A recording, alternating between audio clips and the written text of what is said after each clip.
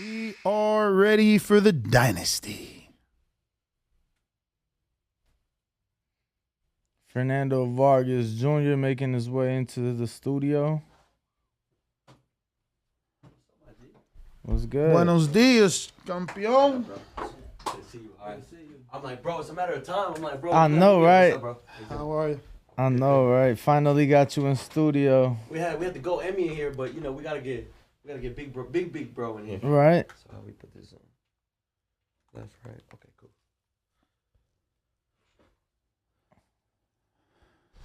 ThaBoxingvoice, what's up? How are you? I'm good. I'm good. Those are some official glasses. The glasses? I'm loving those. Yeah, they cool. They some Louis Vuittons that just came out. Wow. They had them in black, but I had to get them in gold.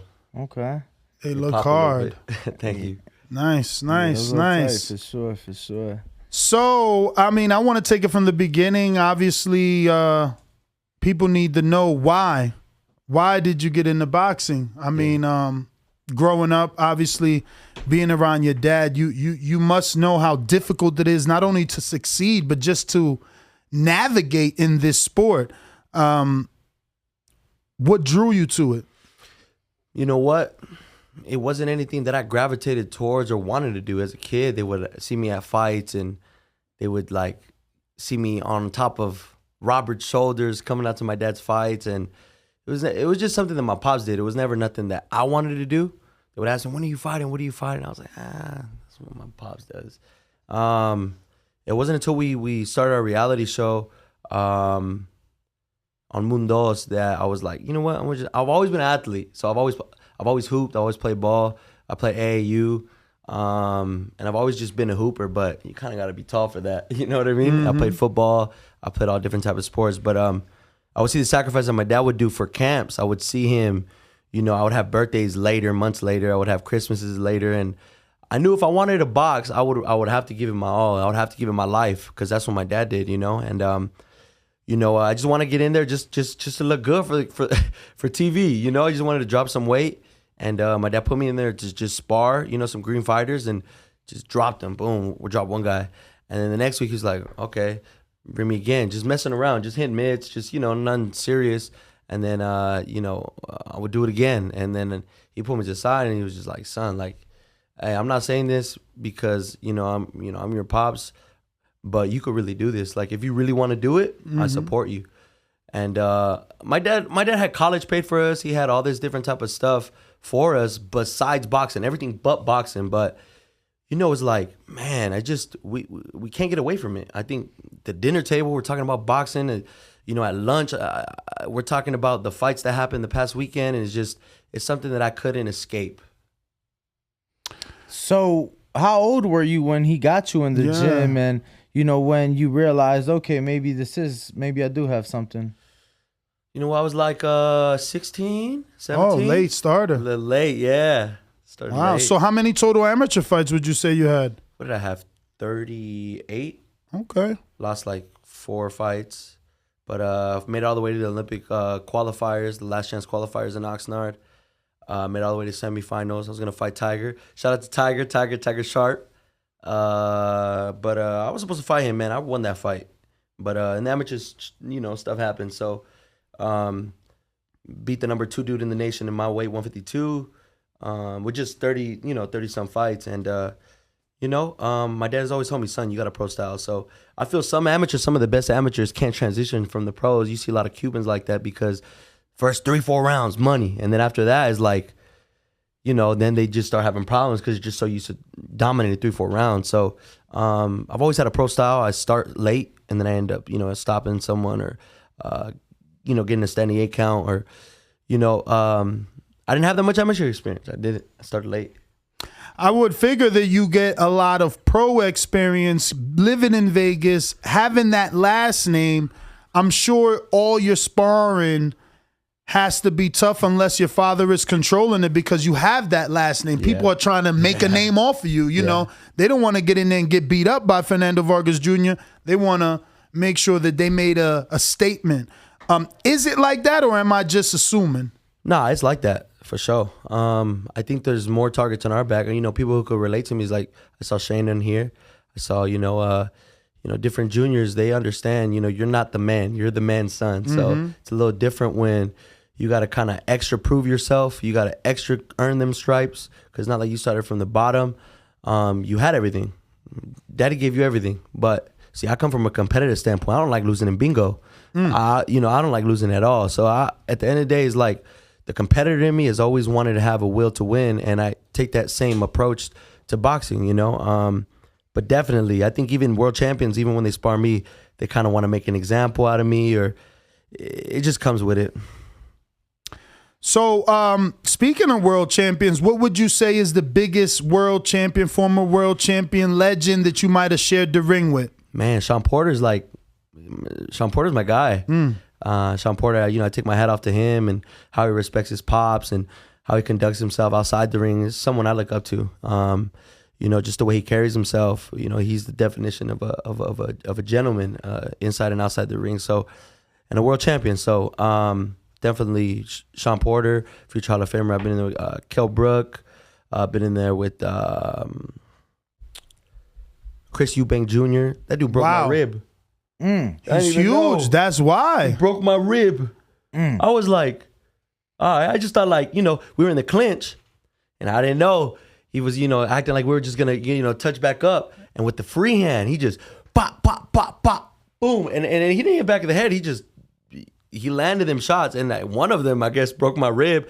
I didn't find out till a week later, and I was like, at least it was a world champion, bro. Right. Damn. But what? How does it feel when you're does breathing become more difficult? Is it like a sharp pain? You know what? It wasn't. I didn't feel it right then and there because I think the adrenaline. Yeah. I think that night when I went to sleep, I could not go on that side to sleep.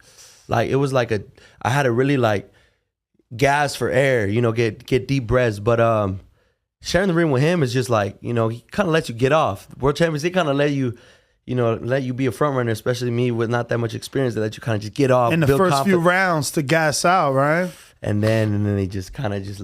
But he's big. What made you get? Because he's got to be. I mean, he fights at 160, 168, so he had to be 175 plus, bro. I'll get in there with anyone. He's a former world champion. But since then, I'm sure you guys are not getting in with guys that heavy. Because I mean, know, it's not good. How long did you stay out of the ring for a broken rib? I took a whole. Damn, it's at least a little over 2 months. Oh wow, that's fast. I didn't know they heal that fast. I was eating, bro. I was chilling. You can't do nothing. Yeah, but the rib doesn't entirely fully repair itself. So it's you have to fully let it heal. Even I was like, Dad, I want to spar. He's like, no, because you could get hit on the other side and it'll just kind of mess everything up. So that was a good experience. Kell Brook from his jab. If you throw a lazy jab. Because I'm a southpaw, I helped him get ready for Crawford, yeah. And I was like, chocolate brownie, okay, bro, we'll see. Nah, I love it. He's sharp, man. He's sharp. If I throw a lazy jab, he would counter with the left pull back on you, pull back, and just kind of over the top. And then he kind of started working with me after he started touching me up a little bit, but. It definitely taught me and boosted my confidence. How do you stop that? I remember, that gives people a lot of trouble. The lazy jab, and then you get countered over the top. How is it? Just keeping the left hand up, or do you have to stop throwing the jab because just that fighter is faster than you? I think it fucks with your psyche. It's just I don't want to throw. I'm gonna get countered. So you resort to doing other stuff. Like Devin Haney, he kept popping that. I learned you could win a whole fight off a jab. And he frustrated a guy who was going to make it rough and tough. Shout out to Cambosis. But, dude, I just think Teofimo, when he fought emotional. So he was able to capitalize off, being a counterpuncher. But you're not going to play chess with Devin Haney, bro. And I think that's what he was trying to do. And his game plan wasn't that good. But, man, that was a good fight. Well, let me ask you, because we, actually have brought up Devin in today's topic. Shakur Stevenson he did a show with $1 million worth of game, and he said that if all you can do is knock him out, you already lost. Insinuating that his boxing skills is far too superior, that if your only resort is a knockout, then it's over for you. So that being said, how do you see those fights play out? Because those are the fights we've been talking about between Shakur, Devin, and Gervonta. I feel that those three people are just special, you know. Gervonta showed that his last fight with Rolly. Rolly, my guy, but you know, he had a puncher's chance. I even said it. If he didn't knock him out in the first 4, someone was getting knocked out. If he didn't knock him out in the first 4 rounds, then I feel he would have got knocked out. He just stepped in, got square, and got caught. But I don't know. We'll see. We'll see who takes the throne. I know Shakur's moving up, right? Well, he said in 2 fights. In two fights. Shakur's nice, bro. My brothers that spar with him, super sharp. Help him get ready for the Valdez fight. I'm a realist though, bro. Like, you know, at the end of the day, if you ask me who's gonna win, I'm gonna just tell you my honest opinion. I just kind of knew Shakur was gonna, pick him apart. He's sharp. That's the thing. So you could try to knock those picked people out. Shakur going into the fight. I mean, I'm gonna stick with my people. I'm gonna go for Oscar. Don't get it twisted. But my mind was like, man, Shakur's sharp, bro. See, that's why a lot of these callers, bro, they kill me because I'm like, I'm the opposite. I'm not sticking with my person. Like, if I think I have to though. See, no, I hear you, but for me, it's like I'm Mexican and Canelo, you know, my favorite fighter, man. But my thing is, like, if I think someone's better than you, I'm gonna call it out. And I felt that Shakur was better than Oscar, and you know, it showed. You know, I thought Canelo. Don't mean we can't go for our people, our countrymen, though. That's true. But true. like, I'm the same way. Like, That's okay, true. I'm gonna go for you, but man, Shakur, you better. You know, I don't know. They were all sharp, man. Like you said, like if you're banking on a knockout, at the end of the day, when you're hurt, you box. When you start a fight, you box. When if you end a fight, you box. There's nothing wrong that can happen if you box. Mm-hmm. The name of the game is hit and not get hit. And I'm a pretty slick southpaw, if you ask me. I mean, I don't like getting hit. And if you could minimize that, I think some of my dad's tougher fights, right? The Trinidad fight, the Oscar fight. And even after the Trinidad fight, it was harder for my dad to take a flush shot after that. You just got to be able to, you know, let your management and team, don't let your pride get in the way of your management. If they say, no, hold on, maybe 2 more fights, 3 more fights, it won't affect you in the long run. So, like, you get criticized for a fighter like my dad who rushed into big fights too early, too soon, so much potential. But then you criticize Canelo because he's being guided right. So I just don't understand which one it is. It's like sometimes boxing you can never be right. You know, boxing fans, they're too picky. You just got done saying that you learned that you can win a fight and obviously become undisputed off with of a jab. And you're praising them. We had 1 dozen callers call in here talking about that was a boring fight, and that if Shakur fights Tank, it'll probably be boring too. The way. Because look at the way he fought versus Nakatilia, who had a little bit of power. So if he fights Tank, he'll really... And it's like, that wasn't boring to me. Hitting and not being hit, that's not boring to me. That's showing that you are levels above. Skillful. Like, I love Canelo Mayweather. Mm-hmm. I love Devin and Cambosos, Shakur and Nakatilia, you know... Anybody who is pure boxer versus the puncher, Tyson versus Wilder, it's like, damn, Wilder was my guy. Yeah, me too. I thought he was going to get it. And he's always in a fight, right? Like Gervonta, you may be losing the whole fight, but he's Deontay. You make a mistake, you're going to pay. I mean, look at Luis Ortiz. Mm-hmm. But it's just boxing's weird, man. You can never please everyone, man. You could have a perfect fight like Berlanga, knocking everyone down the first 16 fights in the first round, and then, we got to see more rounds. And, like, bro, you're always going to be... What did you think of Saturday's fight with Berlanga? Did he win in your eyes? He bit him. No, he definitely bit him. Did he actually, though? Or did he only try? He nibbled on him. He tried. I mean, I think that's worse enough, man. I mean, what was your thoughts on the actual bite or the attempt of? Look, at the end of the day, he headlined. His 2 headline, I'm going to be real with you, he didn't give that headlining performance that last fight and then this one. Did he get the job done? Of course. The show still moves on, but I wouldn't label it a 9 or a 10 if you ask me. I'm with you on that. What do you think needs to change? Because obviously Nestor likes to say that he is a curse of his own talents. A curse of his own success, Of because his he own got success, those I'm sorry. 16 straight knockouts. So now everybody's like, oh, you know, it was all hype because he hasn't been getting knockouts. So now he's telling you like, no, I'm just getting the win. But in his mind, he know he want to get back into that knockout and be the monster again, and it's not right. coming. No, for sure.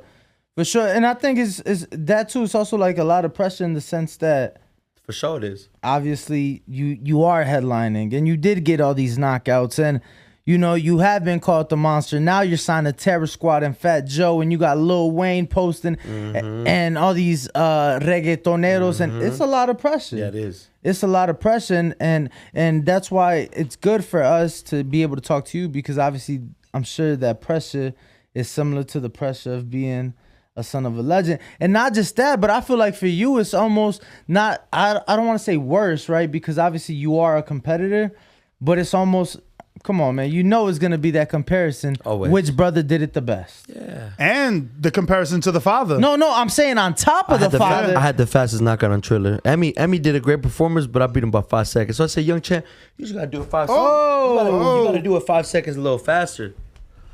You know, but it's always that competitive nature with brothers, honestly. I mean, it's like, who got the baddest girlfriend? Come on, I mean, I ain't that ugly. Nah, look, it's funny you say that because my brother, he's 6 years younger than me, so we've never been like really close to like now Okay. that he's older, Okay. right? So now it's like he'll FaceTime me and he'll be out with like a chick out on a date or something. I'm like, I champ, I see you. I see you. I see you, champ. That's right. You know, so no, I definitely understand that. So for you guys, I always see, it seems like everywhere you guys go, you guys are doing fucking something boxing related. Like I've seen you guys on the beach, you know, on vacation, still throwing pads and or still throwing combinations. I'm sorry. Have you guys always been like that since you guys started boxing? Because let me tell you what it reminds me of, and I'm glad you've hooped, and that's, you played ball, you know, back in the day when they had the peach baskets. So, bro, for us, I played ball in school, but for us, What it's like, position you play? well, no, like One of the two. You had to play. You can't play the three. No. Competitively, I played football, but I'm saying Okay. like I would hoop in, you know, school or like with my friends, bro. Regardless, it's like, even though I was never a real hooper, I'm around the house and I'm spinning off my mom in the kitchen, fading away, and I'm, you know, balling up my homework that I fucked up and Kobe. So it's just like, that's what it reminds me of, because we would do that shit everywhere. And it seems like you guys are like that everywhere.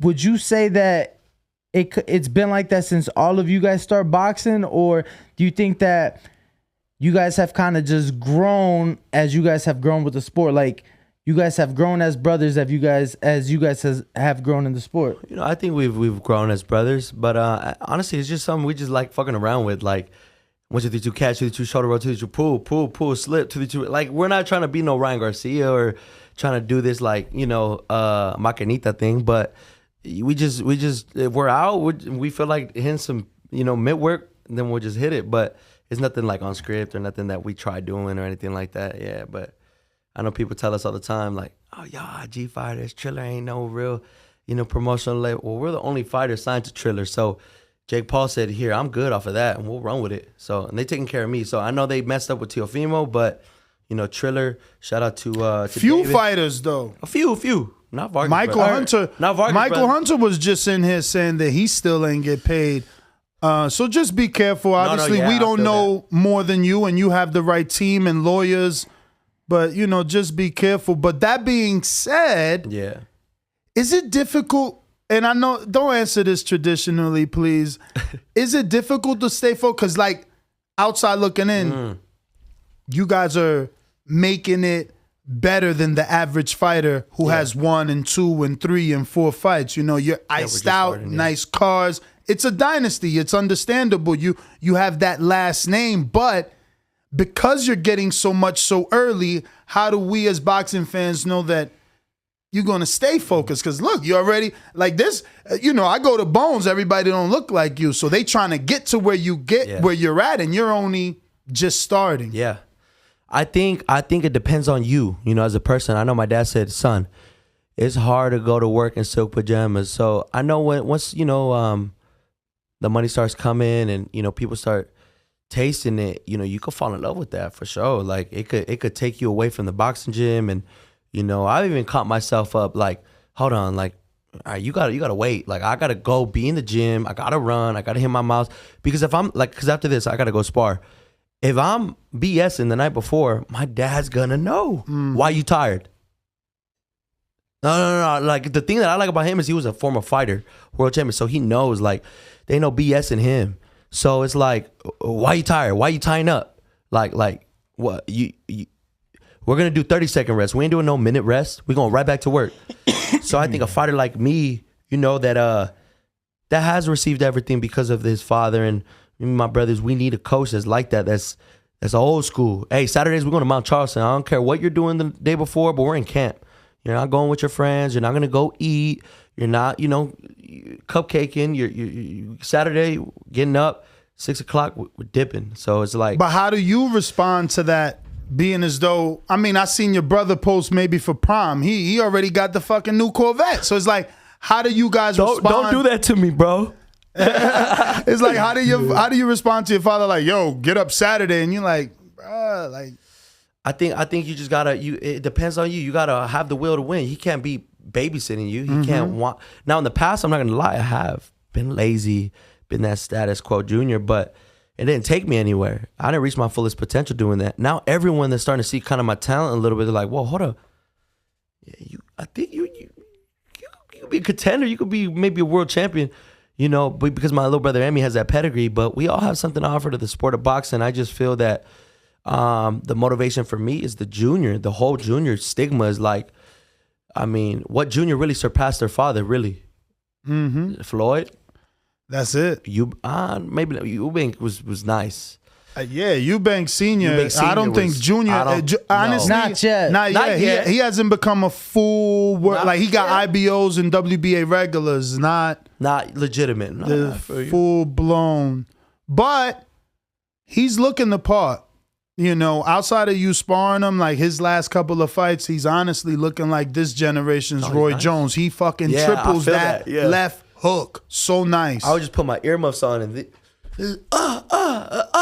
and I was just hitting angle. I'm like, oh, okay. But it makes you more confident in the ring. So when you step in there, someone your weight, even if they're a little bigger, I was in there with the world champion, like mentally. Yeah. I'm curious. You still living at home?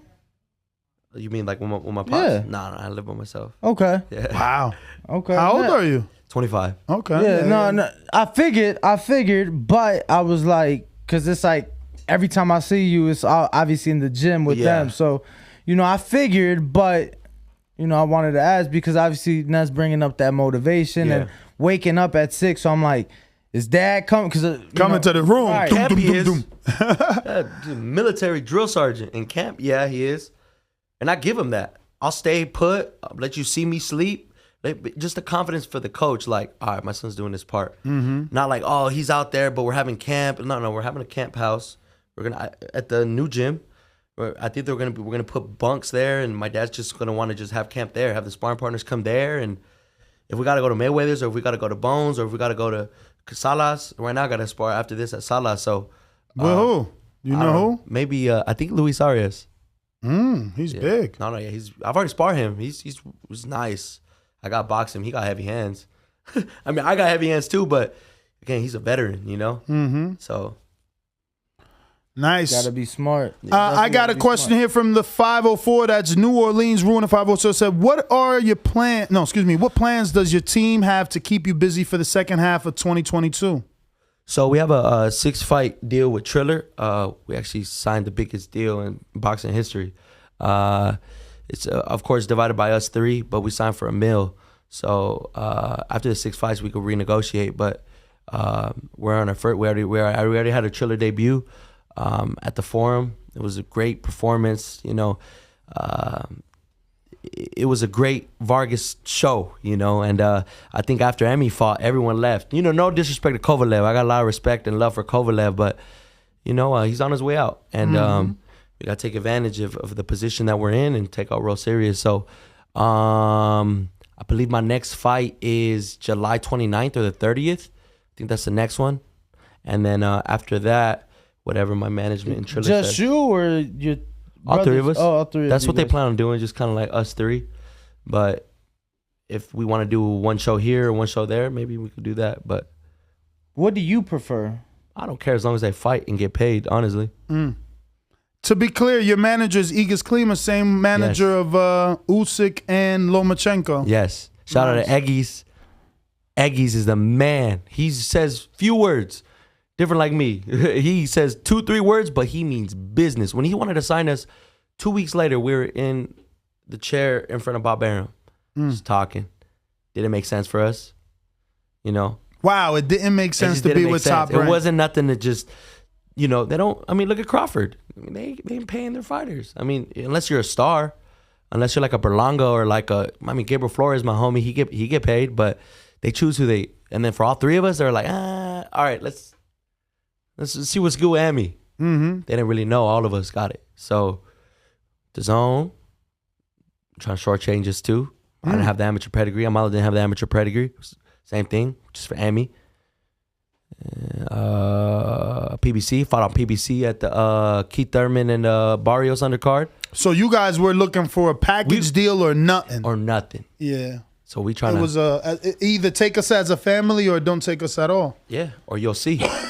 And I know Oscar. I know Oscar's kind of hurting a little bit right now because I know he wanted to sign Emmy. That's why Emmy's verified. Oscar verified him. You know, thought he was gonna like get Emmy when he was gonna turn pro, and he was just trying to shoot peanuts to Emmy. And you know, he knows his worth. So you know, I thank God because there's Olympians. There's people with more amateur pedigree than me that didn't get no signing bonus like me. And is it my father? Sure. Is it because my dad captivated boxing fans, not just Mexicans? Sure. But at the end of the day, those are cards I'm dealt with. I can't do nothing about other people's cards they're dealt with. You just got to make the best of it. And it is what it is, honestly. I'm here to show my talent to the boxing fans and hear from my family. I'm doing this for my family. Yeah, man, you can't help your last name, and if your last name bring you some perks and open up some doors, you know, haters gonna hate. You know what I mean? But you gotta walk through those doors. Yeah. Obviously, you know, this is, I guess, more for your brother to answer. But you know, what was that conversation like? You need water? Yeah, the water's fine. I got you. Okay, thank you. Yeah, Bo. But obviously, what was that conversation like? Was it between your brothers and your father, or was it between just the brothers? Like, who decided that it's gonna be a package deal? I think we all did. We came into the sport to take the most and display our talent. You know, thank you, appreciate it. I feel at the end of the day, Floyd put that in the fighters' heads. Like, hey man, once you get an L, like if I were to take an L, all right, backtrack. Let's focus on someone else. And that's facts, bro. It's a cutthroat game, but we came in as a family together, collectively. Like, this is something that we've done as a family since the amateurs. And we're going to do this in the pros. And if they don't want to sign one person, or if they just want to sign one person, we're not married to the money, man. We're here to put on for our last name and here to bring excitement back to boxing like my dad once did.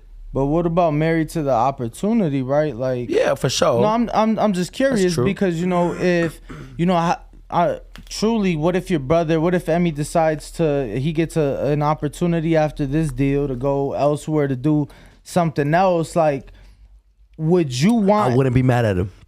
He's a star. And I would think not get mad at him.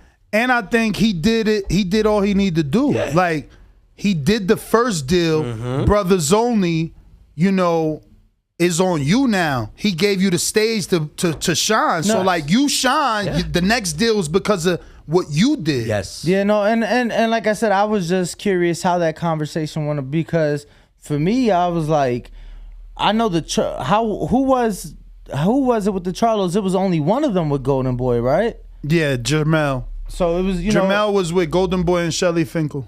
Shelly managed my pops. But yo, shout out to Shelly. He very quiet, still around though.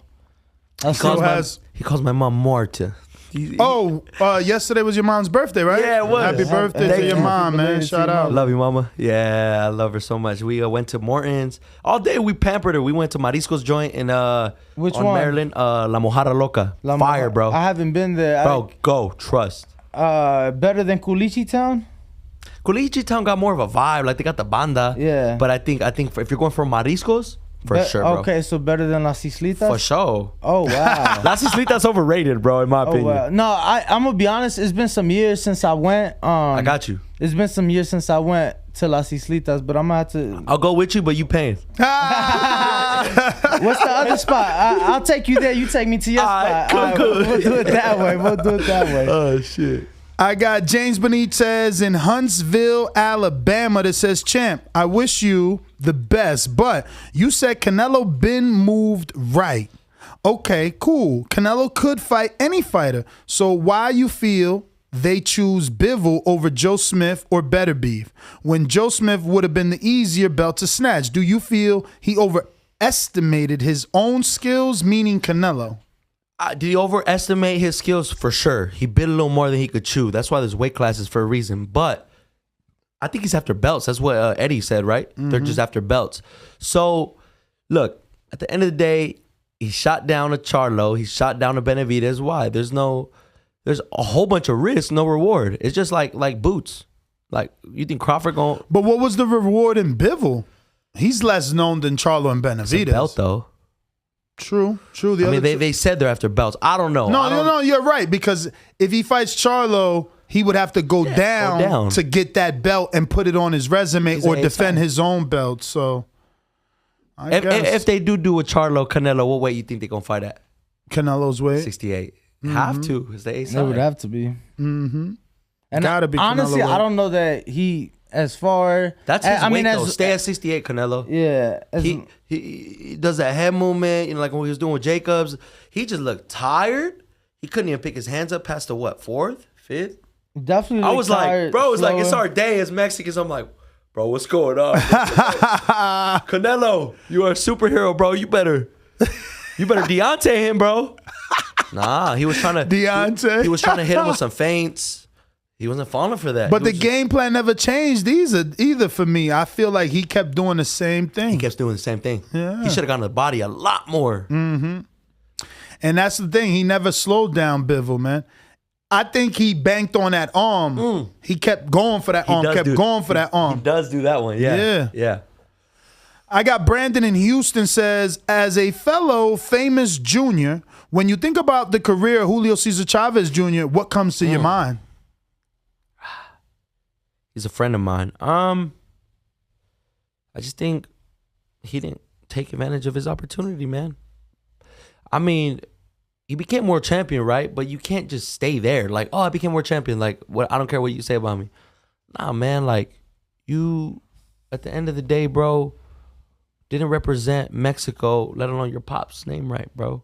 Look, I know I got a lot to prove, and you know, the boxing fans still, you know, scratching their head about me, but I just want to prove with every fight, man. Like, my dad got respect from his fights. I got to get respect from my fights. And I think with him, he was a tall fighter. He's taller than me, and he's trying to fight like his dad, like very, very, like, you know, like a short fighter. And you're long, bro. Just, you know. I mean, style aside, I think it was more of a, you know. Discipline. Yeah, I think so dedication too. Right. or lack thereof.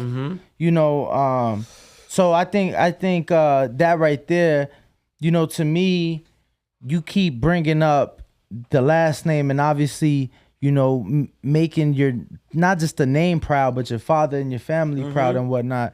So I think that in your eyes, maybe you'd put holding that name high above maybe even a championship because, you know, you're going to carry that for the rest of your life. You know, and if I'm not mistaken, don't your brothers, aren't they Fernando as well? Is just their middle name? Fernando, yep. Everybody's first name is Fernando? No. George Foreman. Oh. No, not first name. Middle name, my first name. Not my little sister, though. No, obviously. It's not a Gary Russell situation where every brother, with them, they have different middle names. Yeah. But I was like, I'm pretty sure your two brothers have Fernando as a middle name. Yeah, they do. Oh, wow. That's crazy. See, for me, my mom, when she got pissed off, she'd call me by my middle name. Oh, for real? Yeah, and That's how you knew you were in trouble, bro. huh? Like, But it's like I can imagine your mom yelling out Fernando, and all four of you turn all the rest, around. like, Yeah. what? I know. So now it's like just Junior. All right, okay, cool. You got any more questions, Ness? I do. I got I know we got some more from the people. New York Bullet in New York says, "What's up, champ? If you had a chance to test your skills against any legend of any era, who would it be? Blessings to you and your fam."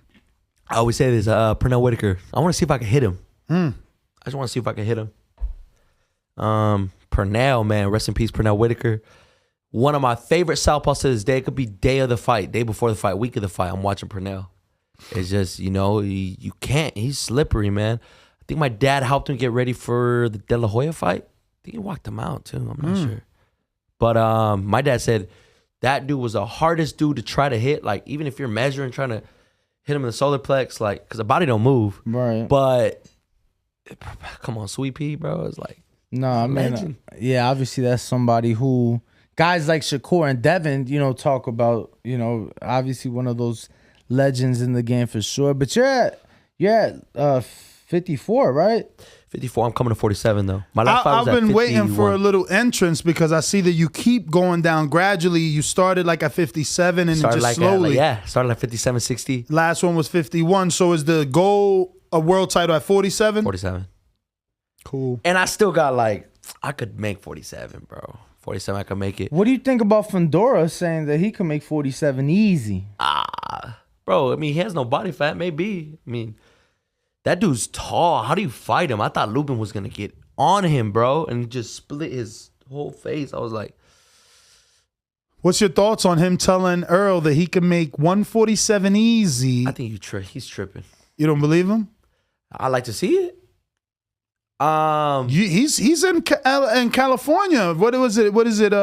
You never sparred him. I'll be down to spar him. I'll probably hit him in the leg and shit, but I mean, I don't know how I fight him. It's like he fights on the inside being tall. It's those uppercuts. So I'm not gonna have my head in the firing range. I don't know. I would love to spar him though. Just try to see. He's good, man. He's really good. He looks nerdy-ish and Clark Kent-ish, but he can fight. He can scrap for sure. Definitely could fight. Like, you see him in the street, you look at him. This tall ass nerd.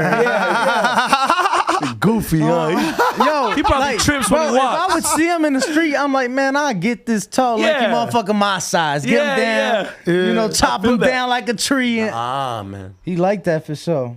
Hey, Josue Vargas, he loses his last fight. He got knocked out. That's by my guy. Dakota. You know Dakota? No, he just looked like Dakota ain't no joke. he just. Oh, okay. No. I don't know him. Not no joke from a technical mechanic standpoint. No joke. Hard. He's a fucking little He's like a white cop from like West Virginia. Iowa, I think. No, West Virginia. At least that's what his box rec said. But yeah, Dakota Linger, man, he came All brawl. Yeah? He just like just kept holding him on the ropes. You know how you was just talking But it about, was Vargas. Vargas trying to do all this on the he's ropes sharp. instead of getting off those ropes. in the middle. You know how you was just talking about Fundora and shit? Let me get a screen share, Trav. What we doing? That's Dakota Linger. Is that really? Yeah. Man, if I were to step on the scale, I'm icing this mother. Bro, and his last fight, he got robbed on Top Rank. He arguably beat lefty what is it? What's his last Matthew fight? Gonzalez. Matthew Gonzalez. Who was Lefty that Guns. MMA fighter that was We're giving good. everyone Clay Collard. Clay Collard. Clay Collard. He's another one. It's the same thing. Bro, getting square, throwing like. No, let me tell you. I'm like, bro. But stopping people. Let me tell stopping you. people. I remember that he made such a name for himself. Yeah, the prospect killer. No, hold on. That when he fought PFL on ESPN, they said that was like the highest rated like non-champion fight. Oh wow. And then like Clarissa. He had them ESPN residual ratings, bro. He fought on ESPN a few times, fought on PBC. He knocked out a 17-year-old, 18-year-old prospect. Al talking Heyman about, signed. I know who you're talking about. Klimas has him signed. We're on the same. He fought on PBC I know you're and that talking- he's kid Russian. iced him. Yeah. Yeah, I know who you're talking about. I forget his name, but yeah, he got beat. I was like, oh my goodness. Let me see. David Kaminsky. Yep. I got a Big Casual that says, "What up, champ? If your career goes as planned, what division do you think you will win your first world title? And do you think at 154 similar to your pops?" Oh, so do you think you'll win a title at 54 similar to your pops? The goal is to win a world title first. I think 47 is what I'll campaign at and try to shoot my goal to be world champion. And then if not, if I struggle too much, then 54. But I think, I could see myself being a world champion at 54 for sure. So how long have you been sparring like world-class fighters? Because obviously because your name, you know, we think about guys like Andy, David Benavidez, Andy Ruiz, David Benavidez. They've been in the gym so long that they were in the ring with, you know, people way more experienced than them at a younger age. So when was like the first time you got in there with someone that you knew he was just of another caliber, of another level, but you just wanted to get that work to see where you were at and to learn? It was Sean Porter. That was Okay. the first world champion I worked with. It was about 2 years ago. He came to my gym. He came to my gym and needed to work. His pops Was this when you were with Jorge Capotillo's gym? Or No, this is at the Fedos at Shining Civic Center. All right. So when we still had our gym back there, and he just needed some rounds. I'm sure he looked at me as just like a sparring partner, and I'm sure that's what I was at the time. But he just needed rounds. His pops wasn't able to be there. Literally, Coach Larry Wade had his dad on FaceTime looking at the sparring because he couldn't be there. And very respectful, man. Just very like, hey, man, appreciate the work, and thank you, bro. And all What was your biggest takeaway from that? Hold on. He gets in there. He lights me up, bro. Yeah, he's all nice and when you said he said thank you for the sparring, I'm thinking you're talking after. No, Yeah. he's very nice and respectful. Bro, he gets in there. I'm talking he just just does not stop. What I learned, you have to work every second of every fucking round with Sean Porter. I think the first couple rounds we were going back and forth, and I was landing some shots on him, and then he just drowned me with the conditioning, bro. I was just like, man, struggling to try to find, looking at the clock, seeing when 30 seconds gonna come by. I'm like, all right, when's this 30 seconds coming, man? But that was the first world champion I worked with, and I just knew like I had it, because he even told me like, bro, like after hit sprints, you know, go to the mountains, swim, and just you could tell he wanted a genuine, like he saw something in me. And I promise you, from there, then I fought a fight on something. We were working with Tom Laughlin, and I fought in Puerto Rico. He commentated there. Just kept kind of like tuning in. And I know at the gym when you guys were there, our new gym, he just texted me, "Hey, what's up, champ?" He said, "Can I swing by? Are you guys at Salas?" I'm like, "Nah, we're just sparring there. The boys were sparring there. We're at our new gym." And he's like, "Okay, shoot me the address." So he came by, literally didn't say a word, was just like a fly on the wall, and just observing, and was like, "Is it really like the Vargas dynasty? Are y'all really like close like that?" And he told my dad that. Like I was like really like thinking, and he just gave us a few pointers, a few things, but he didn't even really say much, just supporting, you know. And I'm appreciative for him, man, you know. Yeah, I was there. I was at Top Rank, I don't know, a couple months ago, and Shakur was sparring, getting ready for Valdez, and Sean walks in, and he's like sitting. You know how they got the two rings, so he's sitting like on the one on the right or the left. So he's sitting. He's sitting away from from where they're sparring at. Like he's in the other ring and shit, right? The one closer to the door, and whatnot. And he just sitting there quietly, blah blah blah. And afterwards, I'm interviewing Shakur, and he just walks in, and he's like starts pointing out different things that he was doing in the sparring. So it's like, yeah, he's paying attention. He's not saying much, but he's watching. He's tuned in for sure. Yeah, he showed us how to not use so much energy. Conserve it. How when you're tired from one round, how to kind of like, all right, I knew I threw a whole bunch of punches. You're going to take a round off and then come back. Or take 2 rounds off. Just stuff like that. But how'd you deal with his, like you said, you know, you had to fight every minute of every round. How did you deal with that? I had to find ways. Just tie up, breathe, box. Couldn't throw everything hard. If I threw everything hard, I'd like be gassed. And I was gassed probably the second round. Then I ran with him in Mount Charleston. After that, he invited me. We did hot yoga together. Pause. And then that was cool though, because I usually have to put plastics to cut. You know, we got that Mexican genes, bro. We have to smack Abilene and 2 waist trainers and box raws, and he just showed me just stretching, just meditating, and wow, I was leaking, bro. I was like, okay. And then we went to go run Mount Charleston. He starts strong, bro, and then kind of like midway he'll ease up a little bit, and then he'll pick up.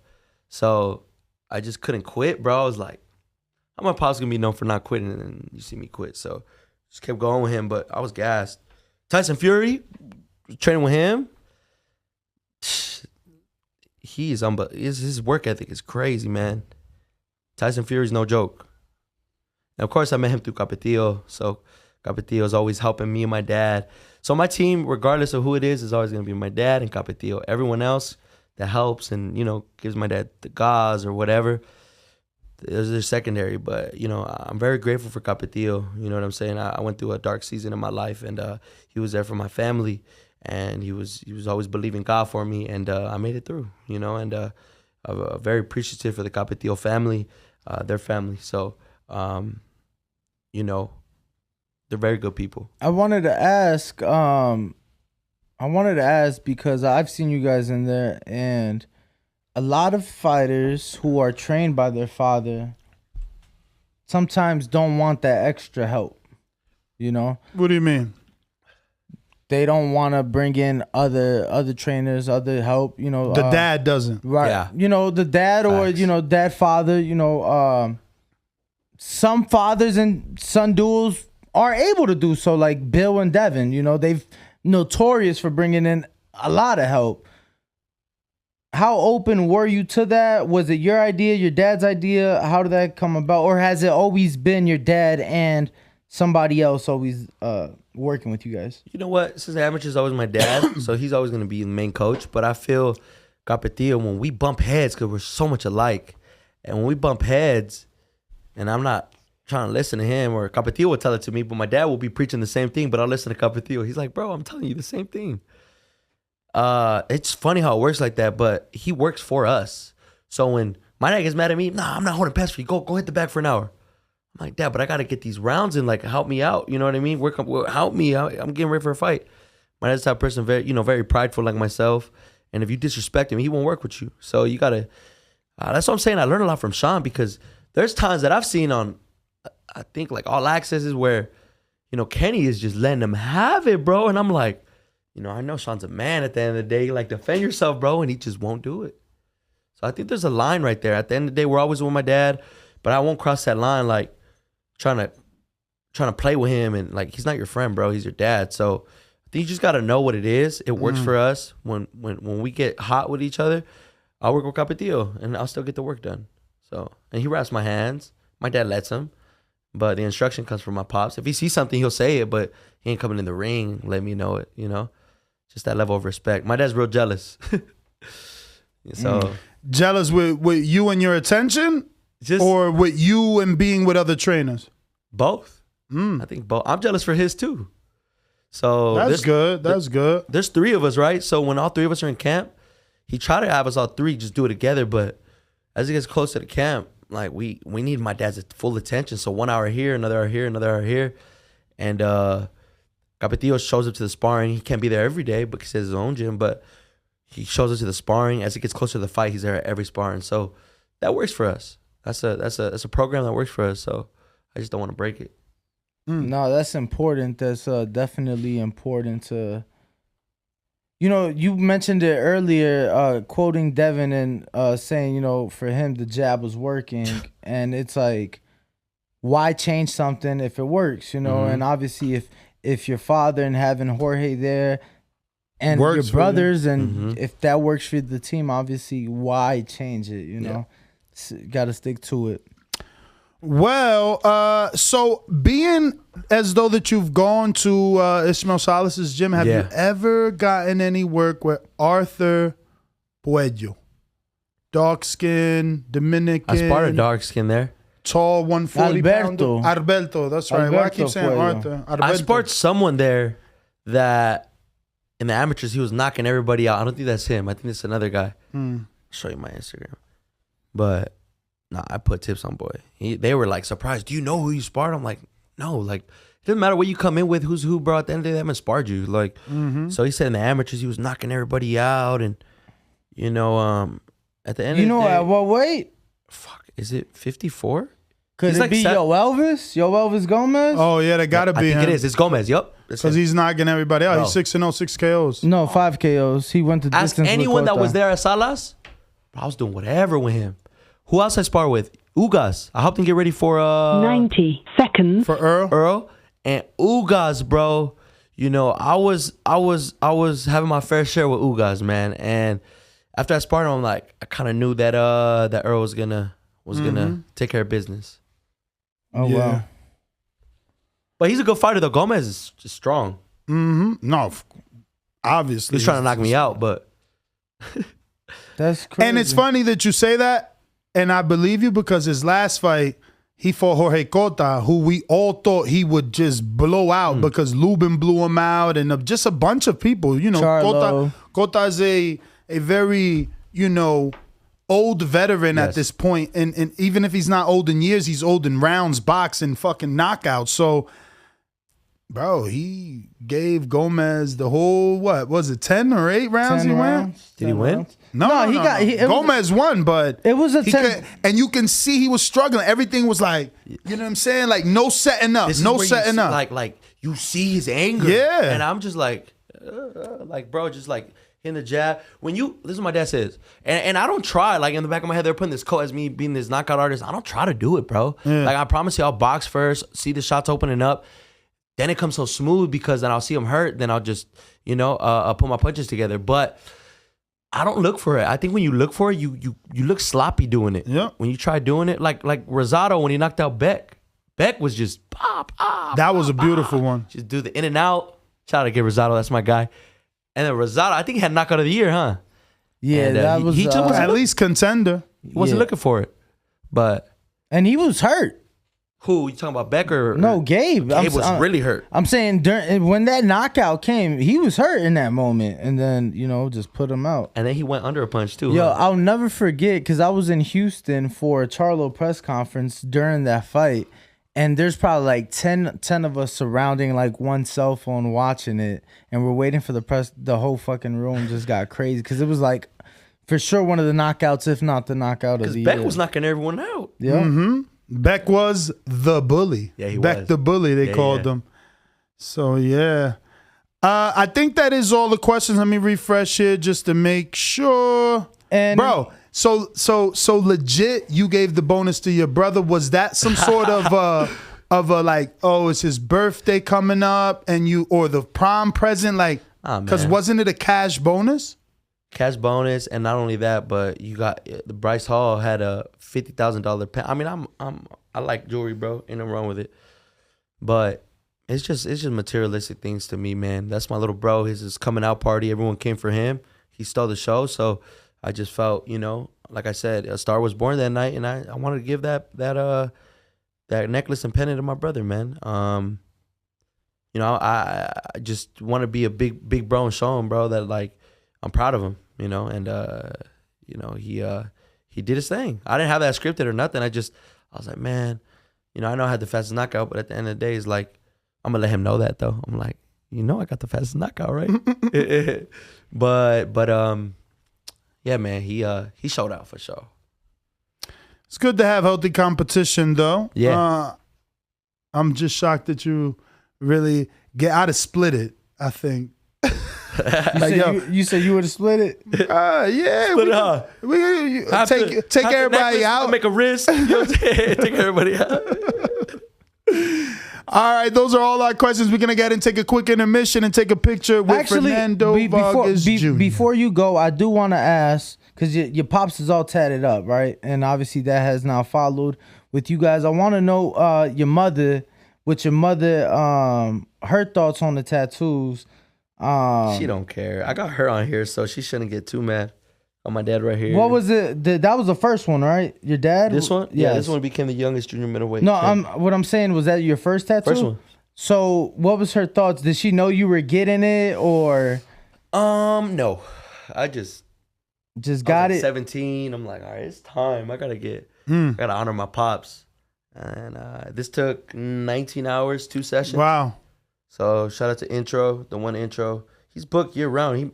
He has to finish my neck. I mean, I can't pull this other stuff down, but it's just like I see it. Good work, man. Takes a minute. So, But you know what? Wait, man. You rather get Right? it done by someone that you truly trust than versus being, feeling regretful versus what was put on your body permanently. yeah, true. Yeah. But we'll be right back. We're gonna take a quick. Please give out your social yes. media before we Yeah. do that. For anyone that isn't following you can do so. You can follow me on Instagram at Fernando Vargas _Jr. I'm not really on Facebook too much. You can follow me at Fernando Vargas Jr. I need to get on Twitter. I'm not really on Twitter. Yeah, that's about it. Honestly, I'm mostly on Instagram. Cool. We'll be right back after this. What up, YouTube family? Don't forget to hit that like button. Subscribe to the YouTube channel. Help us get to that 1 million subscribers. We're on the road to 1 million. And obviously, we have other great content on our Patreon channel. So since this video is over, head on over to our Patreon and check out all the exclusive content or right here on our YouTube members.